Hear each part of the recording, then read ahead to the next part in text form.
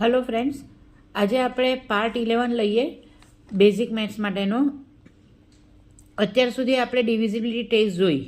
Divisibility टेस्टनी अंदर आपणे जोयुं 2 नी divisibility test जोई, 3 અને 9 ની જોઈ, 5 અને 10 ની डिविजिबिलिटी टेस्ट જોઈ।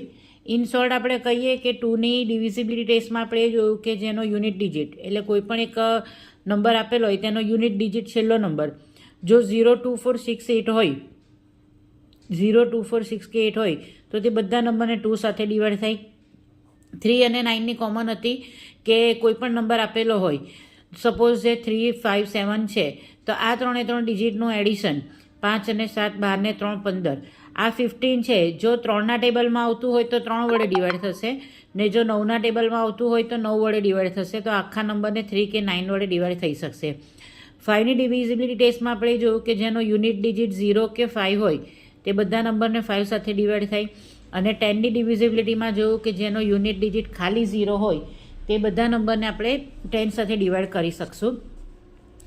આજના વિડીયોમાં આપણે જોઈએ ડિવિઝિબિલિટી ટેસ્ટ ઓફ 4 અને 8। તો કોઈ પણ એક નંબર સપોઝ આપણે લઈએ 224 લઈએ તો 4ની ડિવિઝિબિલિટી ટેસ્ટ એવું કહે છે કે છેલ્લા 2 ડિજિટ જુઓ 24 જો 4ના ટેબલમાં આવતું હોય કાં તો 24ને જો 4 સાથે ડિવાઈડ થાય તો આખા નંબરને 4 સાથે ડિવાઈડ થાય।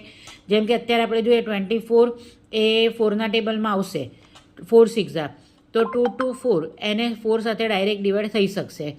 4 5 20 2 4 અને 4 6 24 આ થઈ ગયું। એવી રીતે કોઈ પણ બીજો એક નંબર લઈએ, સપોઝ છે 3 5 7 6 તો છેલ્લા 3 ડિજિટ જોવાના। આની અંદર પણ તમે 3 ડિજિટ જોઈ શકો। જો 8 વડે ડિવાઈડ થાય તો આખા નંબરને 8 સાથે ડિવાઈડ થઈ શકશે। એટલે 4 અને 8ની ડિવિઝિબિલિટી ટેસ્ટ એક સરખી જ છે। 4માં લાસ્ટ 2 ડિજિટ જોવાના, 8માં લાસ્ટ 3 ડિજિટ જોવાના। તો જો વિડીયો ગમ્યો હોય તો મારા વિડીયોને લાઇક, શેર અને સબસ્ક્રાઈબ જરૂરથી કરજો। Thank you.